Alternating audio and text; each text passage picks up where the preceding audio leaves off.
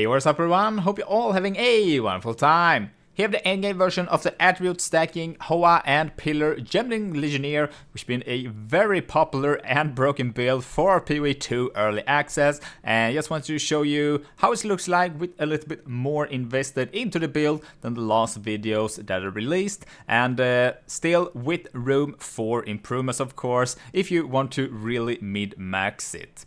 And currently around 30 vibes invested in the gear, so it's still kind of manageable I feel, and not out of the world expensive. We got new items, new jewels, and just more attributes overall, so a lot to look forward here in the videos with some other tips and tricks to help you out. And if you're seeing this for the first time, I got another video explaining the build more in depth and also how you can get started on a low budget. And we paused the patch as well here, so no nerf for the build as of now, so we're good to go for a couple more weeks at least, I would imagine, but there is absolutely nerfs coming, and once it's out, I'll try and make an update on the build if it's still going to be possible.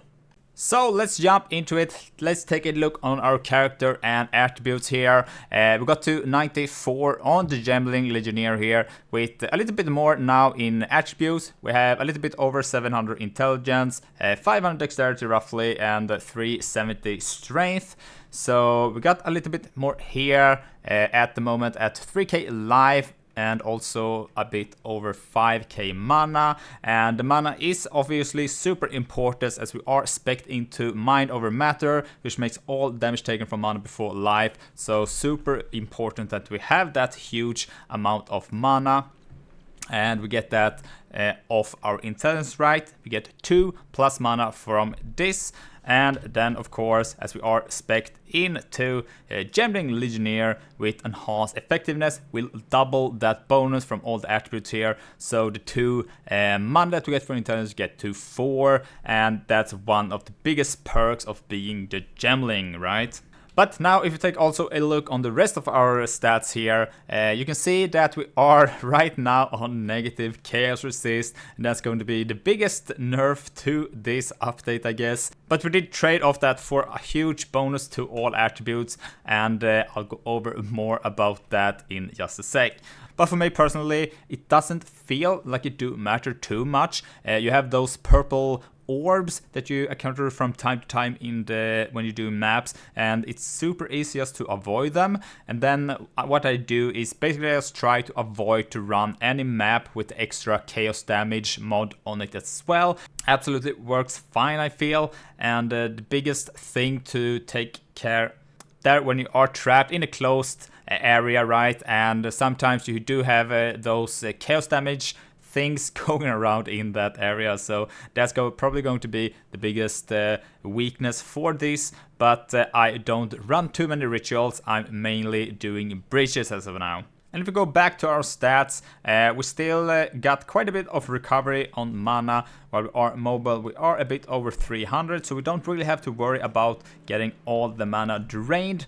And we also, same as before, the Tempest Flurry at 0.07 seconds attack time, which is a great breakpoint to get for this skill I feel. But for the mana, also the other one that we are using here for Ascendance is Advanced Thaumaturgy, and we get 30% less mana cost with this, which is huge and really helps keeping those mana numbers down, right? And also combined with this node here, Deep Trance is 10% extra reduced cost of skills.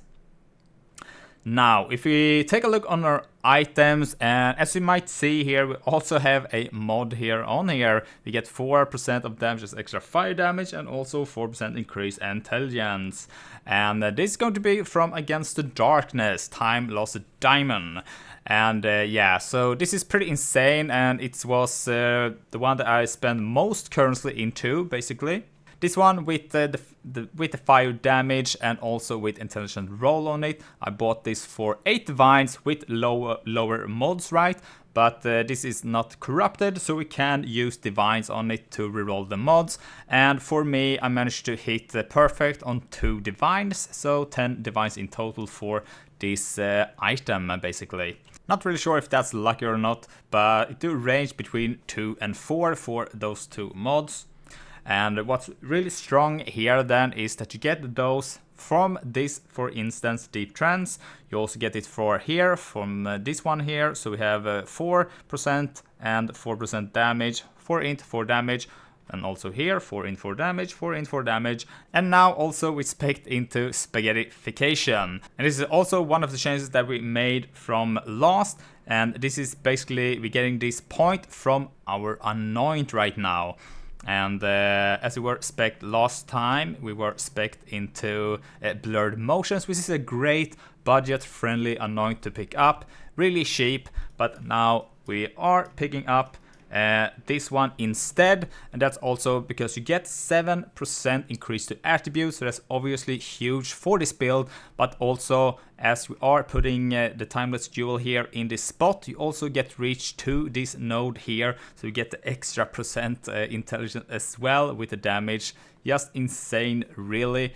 A lot of attributes for this character from this area alone, right?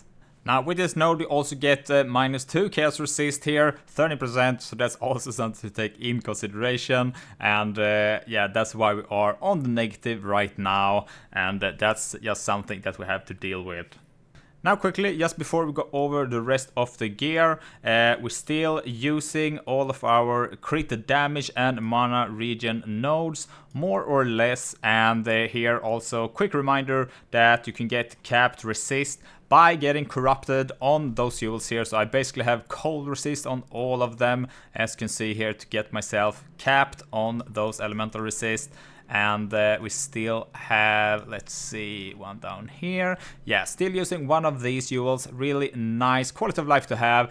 The 2% of mana recovery on kill is just insane when you are doing maps, and especially breaches. Just keeps your mana bar up topped all of the time. And yeah, we did have one change here, and that's going to be these jewels right here. The emerald ones, you can get the sweet increased critical hit for attacks, which benefits us. Get some attack speed as well. You can get attack speed with staves also as a suffix, and also increased accuracy rating. And the accuracy rating is also scaling with this one here, Falcon Dive. We get increased attack speed per accuracy rating, and as mentioned before, as we are spec'd into enhanced effectiveness, we get double from attributes. Dexterity give you accuracy, so it all just synergizes really well. So that's something that I was changing out as I went here, and to be able to get to 0.07 attack time on Tempest Flurry basically. And I do have 2 of them right now, with also a nice corruption there with some extra attributes. And also we went with some damage penetration here to lightning resist, which is just some nice to have a little bit of it if you do encounter those enemies with some lightning resist on them. Now for the actual items, it's still going to be the same. We went over the Anoint on the amulet, but then we have also now got ourselves some Breach Rings. And Breach Rings is really strong, and is something that a lot of builds use for their mid-maxing. And here you can see now you can buff up the quality on these rings to 50%, which is just insanity. And here you want to get attributes right with increased attributes modifiers on those rings. So we always have 50 of all, both strength and intelligence on both rings here, which is a huge buff to this character, of course. And also managed to get these 2 rings with the rarity on them and the maximum mana, and then just get the resist that we need to get ourselves capped basically. And of course, getting that chaos resist is going to be really hard for this build, as we do trade off so much for attributes. But yeah, that's basically going to be like getting corruptions is one way to get chaos resist, right? You can get it as your implicit. And also, otherwise, I mean, the belt, for example, here, you do get the strength on here. Maybe you would sacrifice the strength for some more resist. Then you get an open slot for, on the ring, for example, for more chaos resist. You get or more sockets that you could possibly get, of course, on boot and also helm. So there is still ways to get yourself some chaos resist here, but that's way over my budget, and I do feel that I have no real problem with chaos damage on while doing maps. But that's maybe because I try to avoid chaos damage as much as I can. And now for the skills, which is going to be the last changes. We have been getting some upgrades. We get ourselves some 6 links, and we also have put quality on the skills that we feel matters. Really awesome. And yeah, so started with Tempest Flurry, we have Inspiration with Crescendo, Martial Tempo, Rage, and now also Electrocute. And Electrocute come from, let's see, Stormwave, right? We used Stormwave before to electrocute enemies to build up charges. This is no longer a requirement because we now have Electrocute on our Tempest Flurry instead. So we basically make it so the lightning damage from this will contribute to electrocution buildup, and by getting that we get also now charges, and we also, well, electrocute enemies that are around us. We are stunning them as we go, and that's also just a layer of defense basically. So that's going to be for the first skill. Now also Tempest Bell, we have that with close combat, concentrated effect and elemental focus, primal armament, and now also immolate. Immolate makes it so supported attacks gain 30% of damage as extra fire damage against ignited enemies, and for this you need to have fire damage, and now we have a lot of fire damage from Against the Darkness You Will, right? We get 4% of damage as extra fire damage from all of these nodes. Now, if you don't have the fire damage here, maybe you have some other damage type like cold or lightning, then you could still get fire damage as flat on your rings basically. As mentioned in the previous videos, it should still be enough to trigger those ignites. Now, if you're looking for most damage, going for extra light damage is going to probably be the best option here, and that's going to be because we are also spec'd into Wildstorm. This gives you more maximum light damage, which will just give us even, well, more, right? So that's something to consider. But for me, so we have quite a bit of extra fire damage now. Let's see, a big chunk right here, and that's going to help to ignite enemies, and yeah, so that's 30% damage from that alone basically. Really awesome. We also now use a second Tempest Bell, as we have a open slot now for skills, as we don't use Stormwave anymore. So yeah, now we're using this, and you need to spec this with Overabundance, and this is going to make it so skills have +1 to limit. So that's why we have 2 bells right now, and you need to put this in to be able to do this. So Overabundance, and then also super critical. We have Hourglass here, more damage but get cooldown, and then Rage Forge.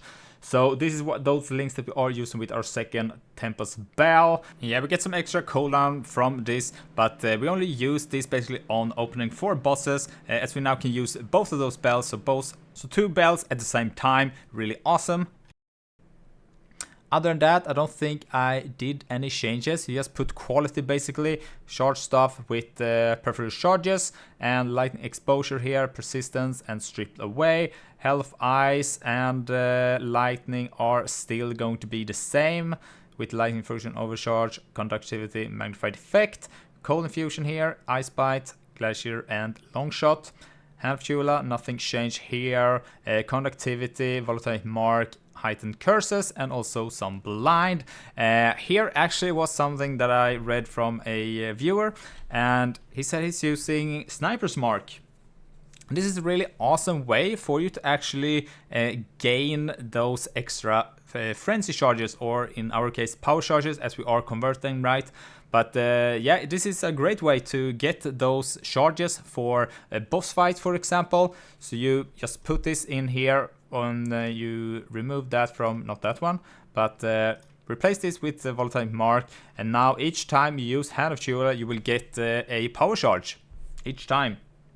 So really, really awesome when we do that. When you do get a critical hit, of course, and yeah, really great way to obtain that. I didn't think about that at all, but it's a great way to do that. Now I don't really need that because I do get this from Electrocute all of the time, but if you don't have that 6 link for that, it's a great way to get started by using that.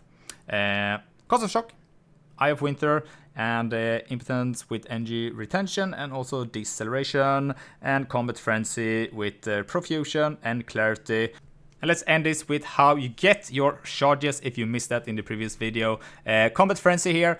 Make it so you get a Frenzy Charge when you freeze, Electrocute, or pin a enemy. And Electrocute we now get from using Electrocute here with Tempest Flurry, and we used this one with Storm Wave before. Now you get Frenzy Charges, and then of course by being spec'd into, here we are, Resonance now gives you power charges instead of frenzy charges. So this is how we sustain our power charges for the build.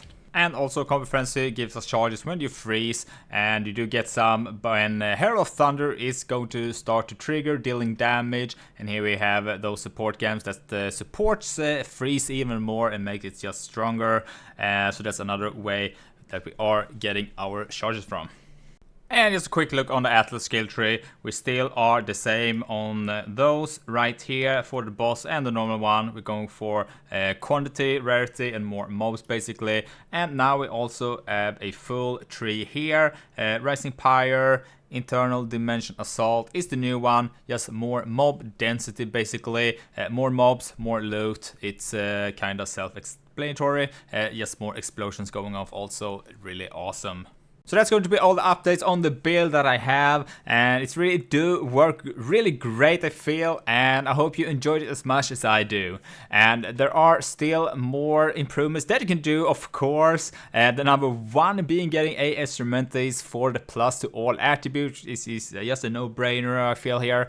However, it's quite expensive, so do keep that in mind, but it's still a big upgrade. Then you do need to get Spirit somehow else though, so do keep that in mind. And I'm pretty sure that you can only get it from some extra sources right now. One being getting it from Against the Darkness on the Yule here. You can get some flat on that, and you could even go and get it on your Invictus, your body armor instead of mana, for instance. But then you lose the mana, so I don't really sure right there how you would approach that. Another great item that you can look for is going to be Melting Maelstrom, the mana flask, and this is basically makes you recover all of your mana when you use it, which is just really OP, I feel. A new Moriori Invictus, the body armor with one additional sock is of course also something that you will look for or want to look for. 5% more attributes and also mana from this. And then also the extra bonus that you get from the core itself there, which is awesome. So yeah, still some things that you can look for and get this build going even more insane. And of course the chaos talk that we had there, getting chaos on the gear, is also something I guess that you can still also look for. But yeah, for me, I'm going to wait for the nerfs before I do any more changes, and probably just going to try some new builds instead. Thanks for watching, don't forget to like and subscribe if you found this video helpful, and if you have any questions, feel free to drop them in the comments and I'll try to answer them as soon as I can. And with that said, I'll see you in the next one. Bye!